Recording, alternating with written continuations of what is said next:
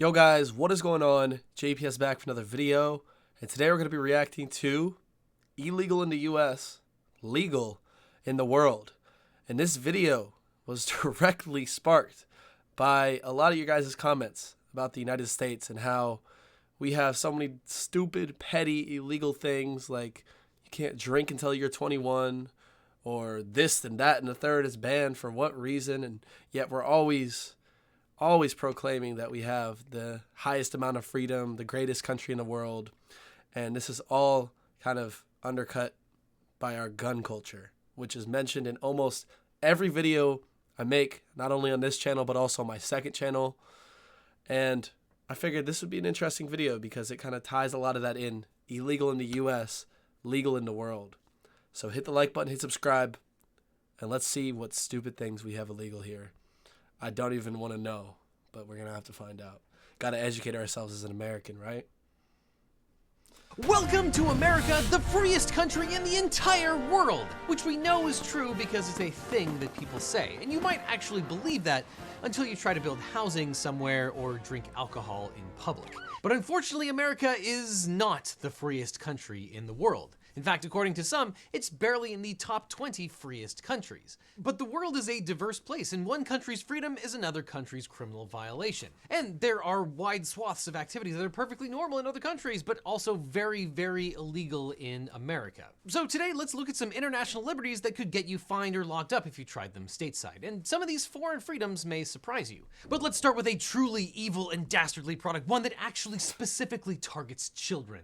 I'm of course talking about Kinder eggs. Now, we like to say that children are the future, and here in America, the moment we find out that something puts children in danger, legislators pull out all the stops to ensure that we try to keep our kids safe. And that's why America has stood firm to cracking down on a grave and terrible threat to children's health and safety posed by toy-filled chocolate eggs. Kinder Surprise eggs, which famously contain a yellow capsule, which contains a small toy, have been a beloved staple for children around the world ever since the product's introduction in 1974 by Ferrero, an Italian company. But in the United States, these toy-filled treats have been classified as dangerous illegal contraband. And some background. In 1938, the US passed the Food, Drug, and Cosmetic Act, which empowered government agencies to regulate food safety. And under consumer safety regulations issued by the FDA and the Consumer Product Safety Commission, the sale and distribution of any food with a, quote, non-nutritive object embedded is prohibited. And that includes toys found inside confectionery items. Now, although you can find Kinder Surprise eggs in Canada and Mexico, don't try to bring them into this country or you risk serious fines. In 2011, the U.S. Customs and Border Protection, the CBP, seized more than 60,000 Kinder eggs from travelers' baggage and international mail shipments, more than twice that number from 2010. This caused the CBP to issue a press release in 2012 warning people to try to stop sneaking chocolate eggs into the country. Quote, also known as Kinder eggs, these chocolate treats may be cute and seasonal, but they are too dangerous to children to be imported legally into the US. The problem is the small plastic toy inside the Kinder egg. While sold in many countries, this product is banned from the US because young children can choke on it. Now, So why don't they choke in other countries then? And also, if we're so worried about our young children, then why do we allow a school shooting to happen every week? I just don't get it, bro. Like, stuff like that is just, it literally makes you want to lose your mind. And you guys think you're losing your mind. Imagine living here. Imagine. And having to, like, think about that. That is ridiculous. Some people have argued that these Kinder eggs are not a risk to European children and Canadian children because European and Canadian children are smarter than US children. Probably.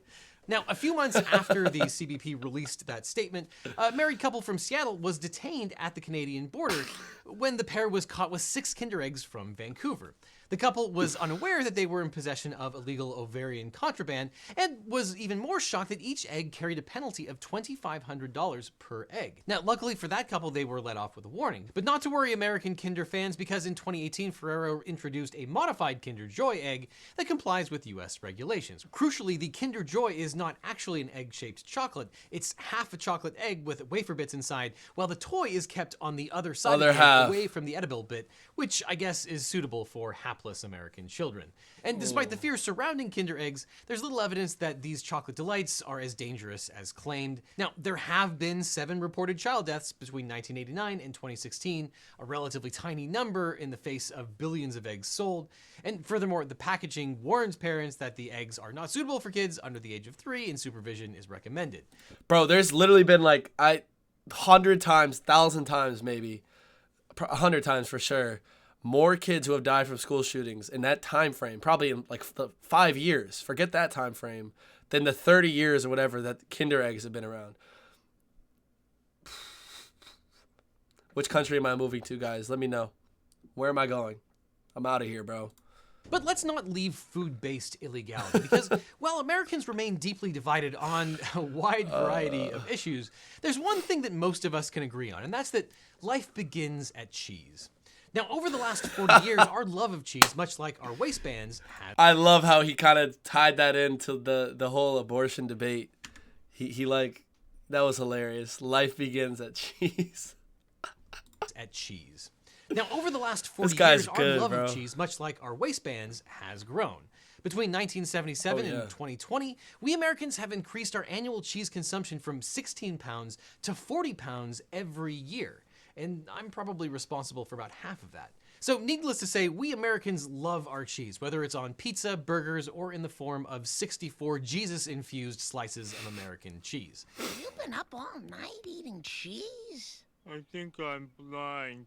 But if you're taking a cheese tour of the world, be careful what you bring back to the United States, because your love of cheese might just put you in legal jeopardy. You guys enjoying that cheese? It's unpasteurized. It's illegal in this country. In fact, many raw soft cheeses from France, like Bleu de Gex, Roquefort, or Reblochon, are illegal in the United States due to the FDA's strict cheese production regulations. Under these rules, cheeses made with raw, unpasteurized milk is illegal to import or sell in the United States unless it has been aged for at least 60 days. The reasoning is, of course, food safety, namely to minimize the risk of foodborne contagions like Listeria, Salmonella, and E. coli. And after 60 days, the acids and salts in raw milk cheese, coupled with the aging process, begin to naturally kill these types of harmful bacteria. But here's the thing. Anyone who has ever been to France knows that the cheese is so much better there. And it's not just raw cheese. The FDA has also cracked down on certain cheeses just because they contain too many live insects. That's the case with Casu Marzu, a traditional Sardinian sheep's milk cheese that's intentionally infested with live maggots. Casu Marzu, which literally means rotten cheese, gets its special flavor from being left to rot out among swarms of fly larvae. And while I'm told this Honestly, guys, I'm okay with them banning this one. I'm okay with that. hellish-looking cheese is actually quite delicious, it turns out that eating maggots is actually a tremendous health risk, earning the cheese the nickname the world's most dangerous cheese. And as a result, Casu Marzu is not only illegal in the US, but in the entire European Union. But here's the thing. Anyone who has ever been to Sardinia knows the maggot-filled cheese is just so much better there. But the French have also been on the receiving end of big government's anti-bug eating crusade. In 2013, the FDA angered American cheesophiles by blocking the import of French mimolette cheese just because the cheese is naturally infested with cheese mites. And while most cheesemakers consider the mites a nuisance, mimolette producers actually encourage the microscopic critters to burrow into the rind in order to help the cheese ripen and produce its distinctively sweet, earthy flavor. Mighty. But the FDA has determined that eating too many mites could cause an allergic reaction, resulting in the ban of the Gouda-like cheese. And though the FDA has no legal limit on cheese mites, the agency indicated a target of no more than 6 mites per square inch, which mimolette simply cannot meet. So what are the consequences of contraband cheese? We got a tip about some food entering the country illegally? No. Well, the failure to declare food products on your customs forms can result in fines of up to $10,000, and your unlawful cheese will be seized.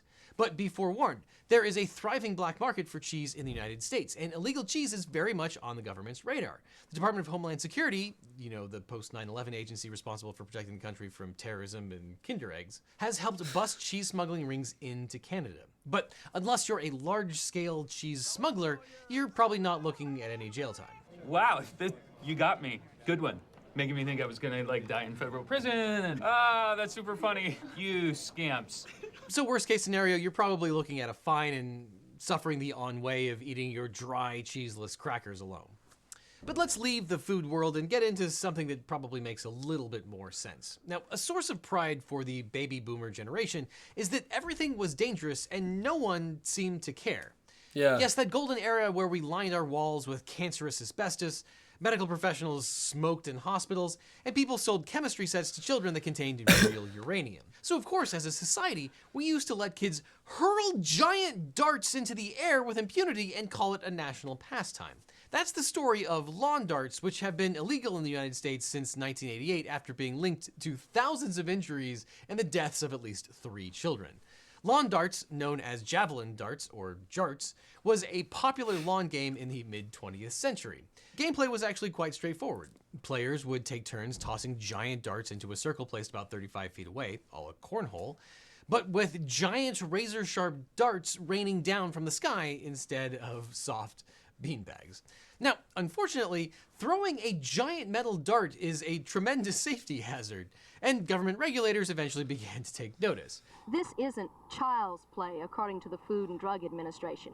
The US's first attempt to outlaw the game was strenuously opposed by jart manufacturers who fought the proposed FDA ban in court. In 1970, manufacturers actually won a compromise that would allow the sale of lawn darts so long as it was 1, only marketed to adults, then 2, the product was no longer sold in toy stores, and 3, the product contained warning labels alerting consumers to keep it out of the reach of children. But unfortunately, these compromise measures were insufficient to prevent tragedy for aerospace engineer David Snow.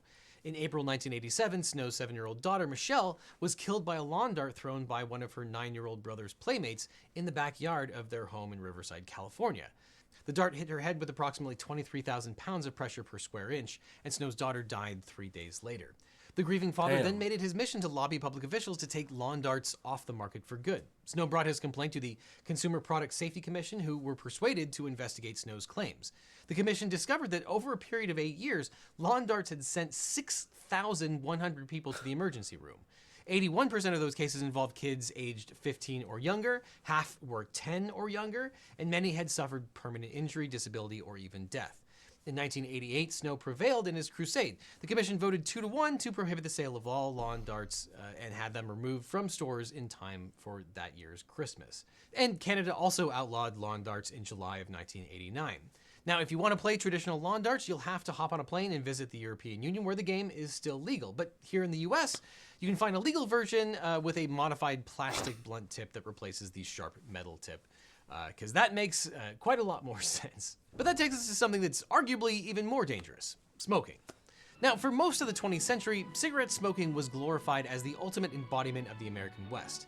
Things like tough guys, rebels without a cause. In advertising, doctors endorsed their favorite brands, while we were told that women found smoking men irresistible. But this image of health and sex appeal slowly began to change starting in 1964 after the US Surgeon General stated definitively that yes, smoking tobacco can be fatal. And research shows that flavored cigarettes largely appeal to and are disproportionately used by those under 18 years of age. That is not how to inhale, Bobby. You're hotboxing it. So, to help combat youth smoking, in 2009, the FDA banned the sale of flavored cigarettes, including cloves, cinnamon, candy, and fruit flavors, pursuant to the Family Smoking Prevention and Control Act. Though menthol cigarettes were exempted from the ban, as well as non-cigarette tobacco products like electronic cigarettes, cigars, smokeless tobacco, and hookah. But the US is not alone here, as countries with policies banning some or all types of flavored cigarettes include Canada, Brazil, Ethiopia, Uganda, Senegal, Niger, Mauritania, and 28 member states of the European Union, Moldova, Turkey, and Singapore. As for everyone else, well, not only are flavored cigarettes completely legal in the vast majority of countries, but the US ban on cloves actually created an international incident. In April 2010, Indonesia, the world's top producer of clove cigarettes and the source of the vast majority of those smoked in the US, filed a trade dispute with the World Trade Organization. In its claim, Indonesia argued that the US ban illegally discriminated against foreign products of flavored tobacco and created an unlawful advantage for domestic tobacco manufacturers. In September 2011, the WTO agreed, finding that the ban was indeed discriminatory because it prohibited clove cigarettes while allowing the sale of American menthol cigarettes. The opinion was affirmed on appeal in 2012. This ruling gave Indonesia the right to retaliate until either the US changed its law to comply or the two sides reached a settlement. And in 2014, the two countries reached a final settlement on the issue, ending their dispute. Under the settlement, the US agreed it would not arbitrarily discriminate against certain Indonesian tobacco products and promised to work with Indonesia on other trade issues. Now, a decade after the flavored tobacco ban, public health advocates seem to have been vindicated. A 2020 study published in the Journal of Adolescent Health found that the flavor ban was effective at reducing cigarette use among young people. In April of 2022, the FDA took additional steps against flavored tobacco products by proposing a ban on the sales of menthol cigarettes and all flavored cigars. In his proposal, the FDA argued that these actions had the potential to reduce disease and death by, quote, reducing youth experimentation and addiction and increasing the number of smokers that quit. Public comments will continue through July of 2022, but Kinder Surprise eggs are already banned, so the hard work has already been accomplished. But that takes us to the next American illegality, something you potentially might do every single day. Now, if you were an American pedestrian in 1903, crossing the street was a very simple endeavor. If you wanted to cross the street, you would just walk across the street. Before the introduction of cars, roads were seen as a public space that also... I gotta say, though, like, through personal experience with jaywalking, I've jaywalked in front of a cop tons of times. I've seen cops jaywalk. Some of these laws, like some of the things in legislation, aren't necessarily enforced. Like, especially in the United States, a lot of it's at the police officer's discretion, and a lot of that discretion is pretty predictable, especially with petty little crimes. Like, you can do a lot of stuff in front of an American cop, and they won't really care, depending on a few factors, which, you know, we're going to leave that completely out of it because it's not related to the video. But, you know, we do have an interesting police force. Anyways. All citizens had a right to occupy, even children at play. But today, if you try and cross the street without using a crosswalk or cross the street when the traffic light is flashing do not walk, well, congratulations, you have committed the crime of jaywalking. Now, across the pond, some of our European allies have taken a more laissez-faire attitude towards jaywalking by making it totally legal. Because y'all got tiny roads. There's nothing to cross. Now, for example, there are no laws against jaywalking in Norway. The same goes for the UK, meaning that the Beatles didn't need to use the crosswalk for their famous Abbey Road cover. And the Netherlands used to have laws against jaywalking, but repealed these statutes in 1995 to simplify the traffic code and give pedestrians more freedom.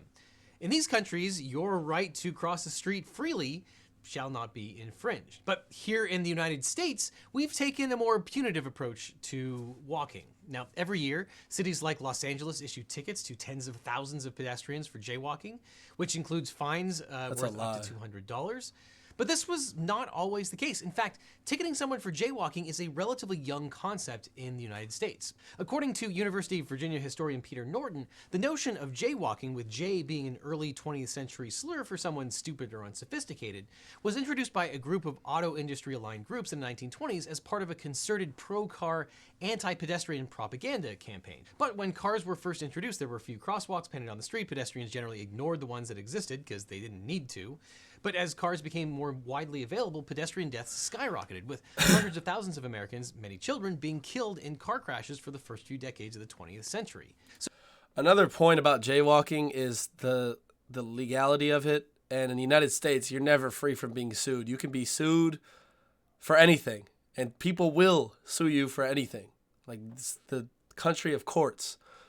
But the thing about jaywalking and crosswalks is, if you cross a road, not in the crosswalk, if you illegally cross a road and you are hit by a vehicle, there are instances where that can be used against you in court and will be used against you in court as you're at fault because you did not legally cross the road. So you see what I'm saying? And that is why there's this kind of aggressiveness in American drivers towards pedestrians. Not every American driver, of course, but there is, you know, a profound amount of cars on the road who will be aggressive towards you, not only just for simply crossing the street, but also for, like, you know, crossing in the wrong area. Like, they will not brake for you or keep on going or swerve and narrowly miss you. Like, that's happened to me more times than I can count. And it happens to everyone. Like, crossing the street in the United States, crossing any street, you are taught that from a young age, look both ways and it is of utmost importance that you take extra precaution when crossing streets because they are deadly. Pedestrians being killed by cars, nothing new here, happens all the time, and it's terrible. But that's what we are. We're a country of cars. Country of cars and a country of courts. And guns. And expensive healthcare. So to counter all this negative publicity, auto industries sought to enact traffic laws that would shift blame from drivers and their cars to the pedestrians themselves. Here we go. And it worked. Not only did cities and states begin criminalizing jaywalking, but the U.S. government supported the anti-pedestrian propaganda campaign by ridiculing jaywalkers and placing blame on them for automobile crashes. And today, some criminal justice advocates believe jaywalking should be decriminalized altogether. But as an aside, you should all go watch Not Just Bikes and get orange pilled, because it's kind of stupid that we've ceded all of this real estate to cars for both driving and parking, when cities should be for the people themselves. But I'll get down off of my soapbox. And while it might sound counterintuitive, countries that allow jaywalking tend to have lower traffic deaths, as pedestrians tend to cross more safely and when they aren't worried about criminal penalties. And criminal justice advocates point out that jaywalking laws have a very disparate impact, with tickets not evenly applied and enforcement disproportionately targeting people of color. So far in 2021, Virginia has heeded this call by becoming the first and so far only state to decriminalize jaywalking, and a similar bill to decriminalize jaywalking was vetoed by California's Governor Gavin Newsom in 2021. So for better or worse, if you want to stay on the straight and narrow in 49 of the US states, you'd better be sure to look both ways and stay in the crosswalk every time, for now. Okay, so maybe America isn't the freest country in the world after all, but you can take a stand for your right to exclusive content with today's sponsors, Nebula and CuriosityStream. On Nebula, my videos always come out. All right, wow. This, honestly, I want to, what's this channel? Legal Eagle. I'm going to be checking out some of his stuff for sure. That was a really well put together video. Wow.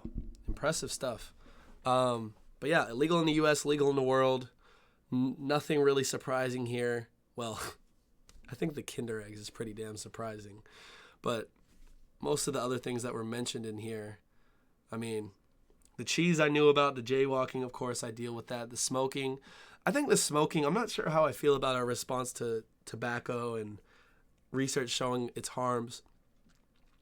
I don't know how to feel about it. Like, I don't know if we've done a good job. I haven't looked into it enough to form an opinion, really. But, yeah, we definitely have put some serious bans on cigarettes. Like, cigarettes are not exactly supported here. It's just weird. It's like random stuff. It's like we decide to prioritize this, but then we're just there's so much hypocrisy in that. And this country definitely, if you're not living in this country and you just see this stuff, I can understand why a lot of Europeans scratch their heads at us. And it makes sense why we're held to that. We're held to such a high standard, and we do become the laughing stock when we do things like that, because, you know, it's the United States. Like, we should not be doing stupid stuff like this. But here we are. So yeah, hopefully you guys enjoyed that. Definitely didn't put me in exactly the best mood thinking about all that, but what can you do, I guess? What can you do? Lobby, I mean, it worked. It did work here, so you can use the courts for sure with the dart game at least. But anyways, guys, hit the like button, hit subscribe, and I'll catch you all in the next one.